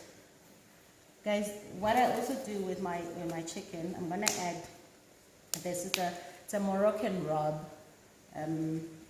It's a warm spice blend of cumin, coriander, and rose petals. That's nice. All right, so let me add that to my. And I just love spices, so I add like a lot. Then I'm gonna add some herbs as well to that because I love herbs. And then I'm also adding some spring onion. So what I want with the spring onion is it's more like a garnishing thing. So we're garnishing with it, and some coriander. I've got all spices here. So if I can just cut those quickly.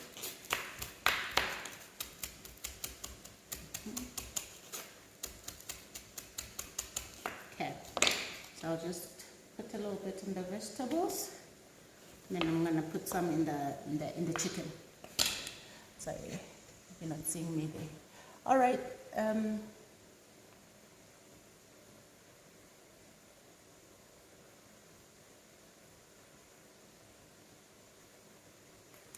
Candy says, I have not applied for a higher level job in more than 10 years. My husband feels I'm unambitious. And she continues to say she has younger children and she just wants to be there for them before she takes on a higher level job. And I think, you know, to be honest, what you're going through is probably what a lot of working women go through. So if it's any consolation, I just want you to know you're not alone.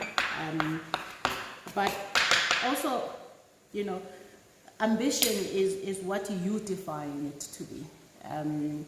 And remember, whilst you may have your husband and that relationship with your children, you yourself still have your own dreams, your aspirations, and what's important to you. And maybe you need to just have the conversation that actually your ambition is to look after your children for a little longer before you can take on other things. So I think it is just probably a communication thing. But also, what I'll tell you is that it's one of the things that I write about in the book that I also had to do. I stepped down from executive roles when my son was born, because I just wanted to focus on him. But those things, they come back. You know, the time you have with your children, the time you miss or lose with your children will never come back. So I commend you for putting your children first, but don't compromise your own career for that. Just perhaps still go for those roles that you feel like you want to go for, and have a better support system and a better understanding that you are going to have really concrete boundaries around your work as well as what's important for you. So I'm not, it really upsets me that women are the ones that constantly have to be adjusting their careers and not pushing ahead with the ambition of their careers because they have to be there for the children. But that's the reality of what it is to be a mother. But remember, other mothers make the choice and they go for their careers and hope for the best with their children. You know, it's every person's choice. If anything, your children are the ones that are going to judge you, not us. So I just say you go with what feels right with you, and have the conversation with your husband and around what's important for you. So maybe he just wants you to start earning big money. maybe carrying the family by himself is getting a bit hard. All we need to do with these things sometimes is just talk to each other and understand what's going on. But I can't preempt your life, so I wish you all the best. I just want you to know you deserve it all. Whatever it is, you deserve it. But life is about balancing. It's about prioritizing what's important for you. I was very clear that I was never going to compromise my children's well-being, and I needed to be there for them. And that's kind of what I've done. That's what I continue to do. And some things can wait for me. Honestly, some things can wait. But my children, no. And I'll grow to have all these other things, you know. We all will, but our children don't stand still, unfortunately, you know. So do what's right for you, Mama, and I wish you all the best. All right, let me finish up now. I'm going to show you what it all looks like.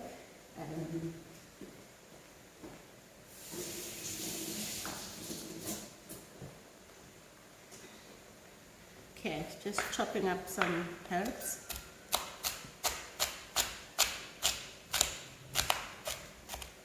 I'm the person who believes you can never put enough herbs, and I just mix them up because mixed herbs is just one of the best things. They just taste also good.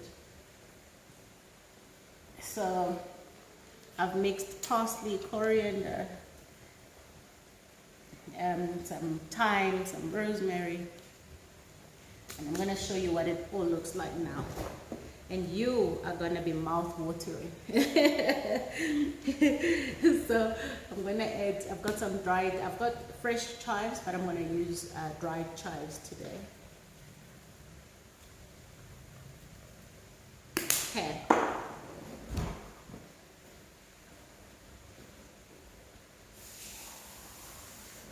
Okay. There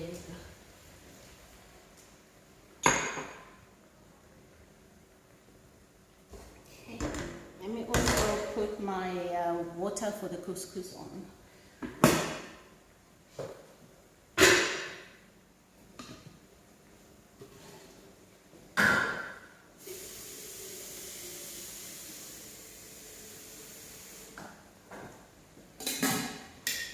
Yeah, I'm still here. Okay.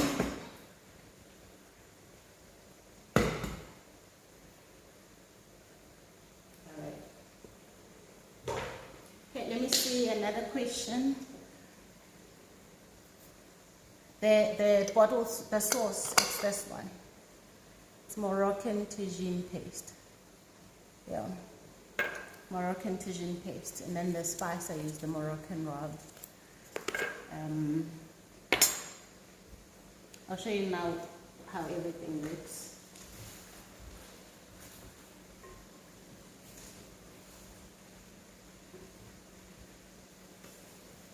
Okay. Right, let's see. Okay, look at that. How colorful is that? So beautiful. And this is ready to eat. Look at that sauce. This is so beautiful.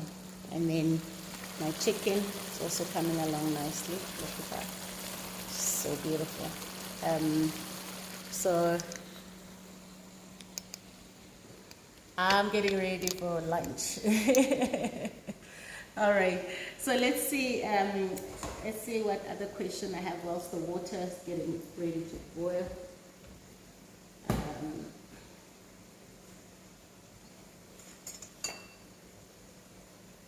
Okay.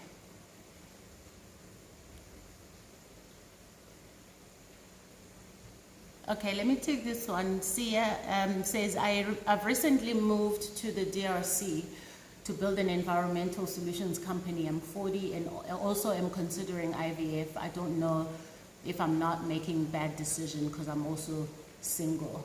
It can never be a bad decision if you've put some thought into it and you've decided that's what you want to do. I say, having children isn't about being a perfect human being or being a perfect mother, perfect father. It's about the fact that you are willing to do your best in the circumstances that you're in. But I do want to say that we always get so caught up in building a future for them, a financially secure future for them, that we unfortunately neglect that what they need the most is us. They need our guidance, they need our love, our support. But the realities of it is that if it's in your path and your plan to have children, then if it feels right with you, do it, because then it's the right thing to do. If you can look after those children, and the rest is about adjusting and doing, your best and giving it your best shot. So there's no right or wrong. It's just your right. It's your decision. So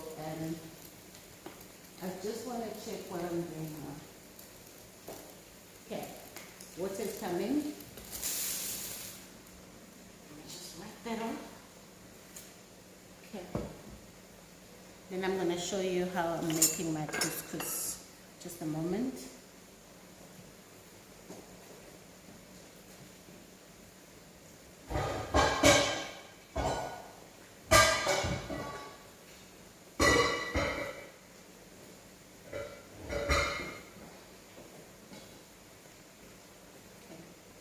So with couscous, it's just as long as you are able to cover whatever you're making it in. So I'm going to take this. This is 250 grams of couscous. So there's different kinds of couscous, and it's a great replacement for things like rice and heavy starch. The Mediterranean thing. So.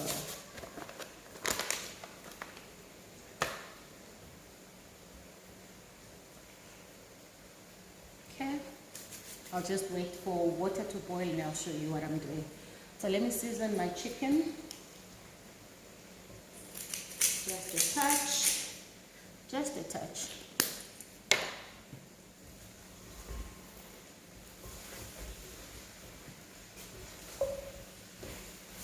It looks amazing.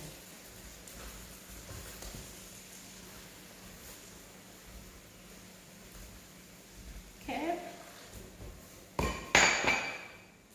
Sorry. See, I forget that I have to show you what I'm doing. That's why I leave this for the pros. So look at my chicken now. How beautiful is that? It just looks amazing.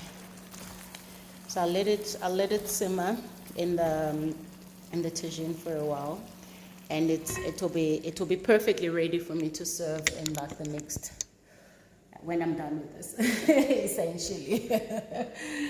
All right, so let that continue then. Let me just taste. That's really good. That's really so good. And it's so full of flavor. It's just packed with flavor. like that. Okay, just gonna close it. My vegetables are ready, and the last thing to do is the couscous. So let me see you.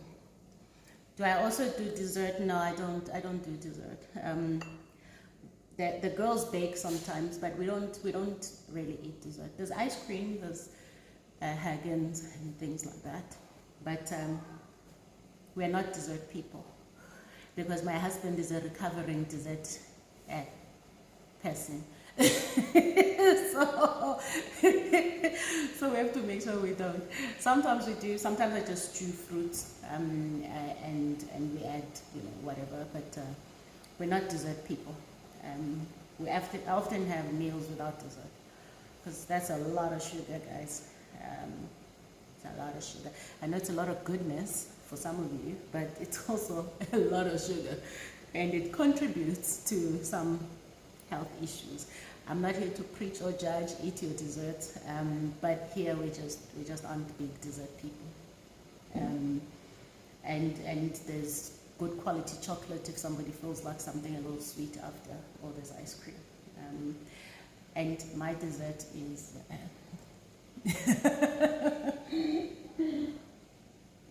Okay, my water is boiling, so I'm going to show you how much you should be putting in there. So let me see if I can get this in. All right, so literally you'll see.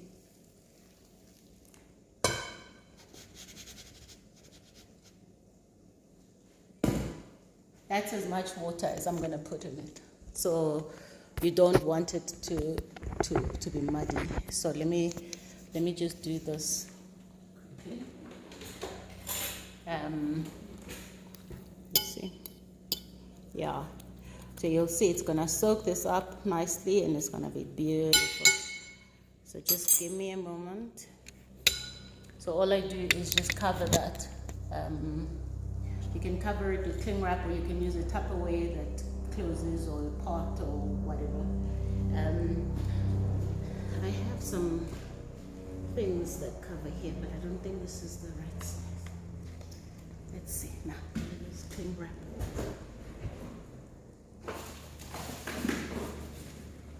Okay, let me just get to your. Yeah, dessert is not good, guys. As nice as it is.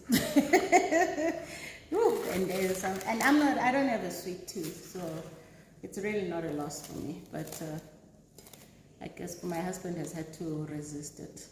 When I met my husband, we used to have dessert with every meal. It's not me though. I didn't make him stop. He just grew healthier and more conscious.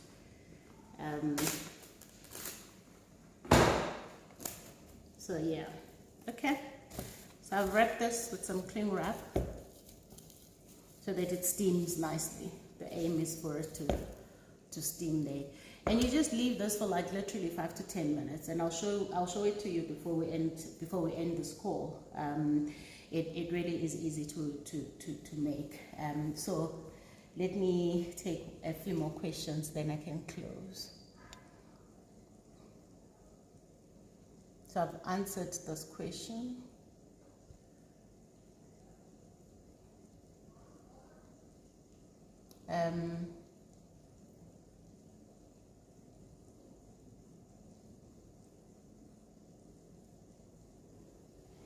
Okay, Aista says, hi sis A, how do you advise a person in their 20s trying to balance their mental health and career? So I don't know what your circumstance is, or what it is that you could be trying to, or struggling with, or what the challenge is, but ultimately you can't progress anywhere with your career if your mental health is not intact. In fact, you need a lot of mental strength to push on with any goals and dreams in life, especially if you're really just building and building and building. In fact, all around, you can't do anything if your mental health is not strengthened. So your mental wellness is everything. You should always prioritize that. sometimes in a career or in a job, especially if you've got really like a minimizing manager or bullying, it's really hard it's hard to stay, but it's also difficult to go because maybe that's your bread and butter, that's a job you need, you don't have any savings or anything like that. So it's important to really deal with these matters as they arise. So I don't know what your circumstances, but I can assure you that you can't do anything if your wellness is not intact. And mental wellness and mental health is a continuous thing. It's not a once-off. It's not you do it once. No, it's about making sure that, you know, the thoughts that you feed yourself are positive thoughts. It's making sure you seek help when you need help. It's understanding that you need to be aware of who you are, what sits inside of you, and what you are willing to tolerate, and how you yourself show up, and what are those things that you believe in, what are those negative scripts you were brought up with, and what are you doing about them, because they influence how you show up. So it's mental wellness and mental health is a far wider journey and conversation than once off, and it is about constantly balancing that and making sure that you are in top condition, because then you can conquer anything if mentally you are strong, if you've got you know, continuous mental wellness. So it's very, very important. It's very important. How long do I cook the chicken? Till it's cooked. The reason I let people watch me cook is so that they can make up their own minds about things. I just cook. Yeah, I think you must cook it till it's cooked. Don't overcook it. I don't mind overcooked chicken if you're making a meal like this, because undercooked chicken is the cardinal sin. You should never serve undercooked chicken. So rather cook it. So I roasted, I kind of browned mine first, but you can watch this again. So, what's this question? So what triggered you, Bill44 says, what triggered you going public and using social platforms over the last 2 years? In fact, I started getting a little more active on social media when I won Verve Clico Businesswoman of the Year award in 2017. And one of the conditions there was that you have a public account on Instagram, and that you are, it wasn't be active, it was that you have a public account. So right up until then, to be honest, I wasn't a social media person. And also, since I've grown into my purpose and grown into my own skin, I've found the power of social media to be useful in reaching out to people. But of course, it comes with its own things. I mean, you know how many fake profiles are doing the rounds using my photos and scamming people of their money. I'm not in Forex, I'm not in crypto, I'm not in binary options, I'm not in any of the stuff that people use me for. So people have to just be vigilant, stay vigilant. And in fact, people who fall for that, I think somehow I get offended. I'm like, really? So you don't know me at all?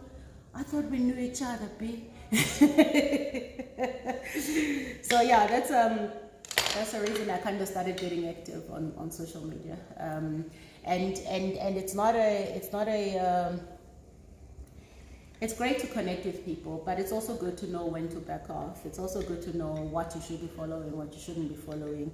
I don't like being scripted. Nobody manages my Instagram, my personal page, because I want to say what I want to say when I want to say it. So I'm responsible for it. If I've said something you don't like, I'm the one that said it. And it doesn't feel right for me to have my personal page things being said by somebody else, because then that's not me, you know. I did speak to some people who are in these agencies at some point in time. Like, I think just after my tenure had ended as the Verve Clico Businesswoman Award winner, they said to me, you know, I can create 2 separate accounts, a business account and a personal account. I'm like, I'm the business, baby. I'm the business. All right, so one of the things I'm going to do with the chicken is just squeeze a bit of lemon. This is lemon. Guys, let me tell you, I've upgraded myself. And I usually just squeeze the lemon with my hand. I'm so rural. Everything is just so like manual. Because it's not that I can't afford them. I just don't see a need for them. But I decided, you know what? Let me do something with this. This is, first of all, just really cute. But it works wonders. So you must check this. I'm just going to put some lemon in the... Okay. This is... How cool is this?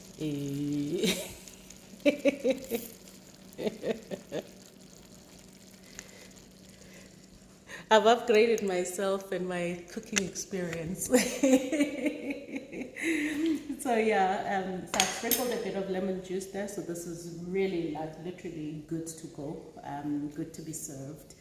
And I think my couscous is not also ready. Thank you so much. I really appreciate your comments.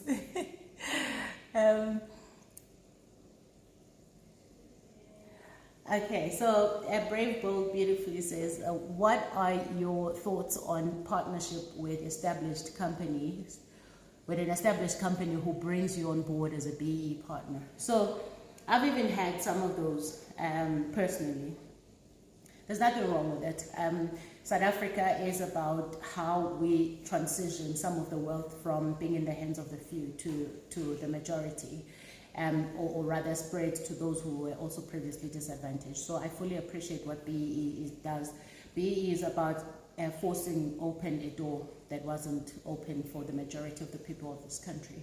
What I am against is fronting. I'm 100% against being used just so people can get business and you get zero benefit. So whenever you're going to go into a partnership where you are the BEE partner, you have got to seek the right advice. You must make sure that you speak to a professional who can help you, either a transactional advisor or just a friend, or speak to a lawyer, or, you know, because ultimately, if you start fronting, and fronting is where the benefit doesn't accrue to the majority shareholders of the company or the so-called BEE beneficiaries, and if it's broad-based and etc., whatever it is, but you have to make sure that you are not being exploited and you're not being used for the wrong reasons.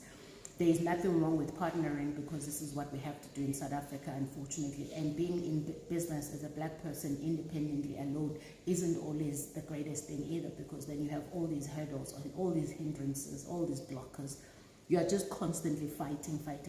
But the truth is that there's power in partnering, there's power in diversity, there's power in transferring skills, there's power in... We just need to go into it with a pure heart and humility, and understand that, you know, whilst we are trying to build, we should never be exploited for the sake of it. So that's definitely my advice on that one. Okay, my lunch is ready, so I'm done with the questions.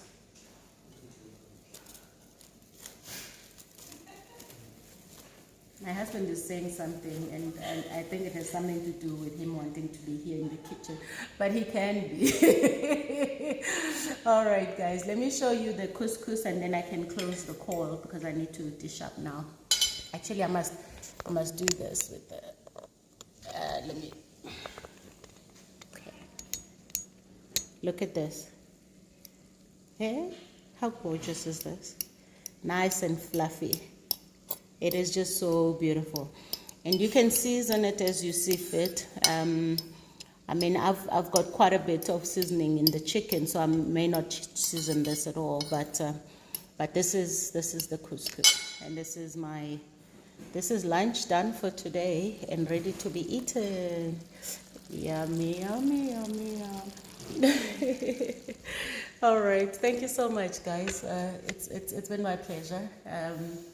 I always enjoy hanging out with you, so now let me get on with the dishing up and tidying up and put my feet up. I appreciate your time. Thank you so much for your kind comments. We shall see when we do this again. But it's been really awesome.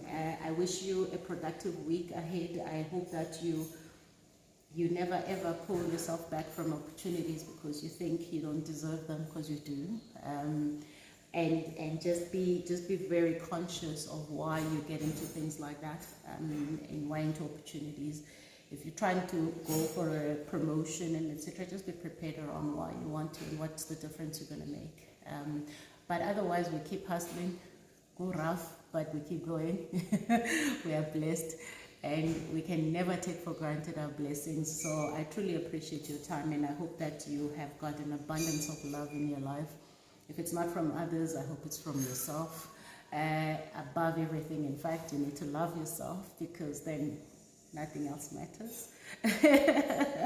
Yeah, but thank you so much for popping in. And when you serve this, I mean, if you like spicy food, you can add your chilies, you can add sauce, hot sauce, or you can have fresh chilies. I've got some fresh chilies from my garden, so I'm gonna chop those nicely and finely, and then it's gonna be good days. I've got some chilies from my garden. It's gonna be good days. But I wish you well. Have a fantastic Sunday, and yeah, go kick those doors tomorrow and keep going.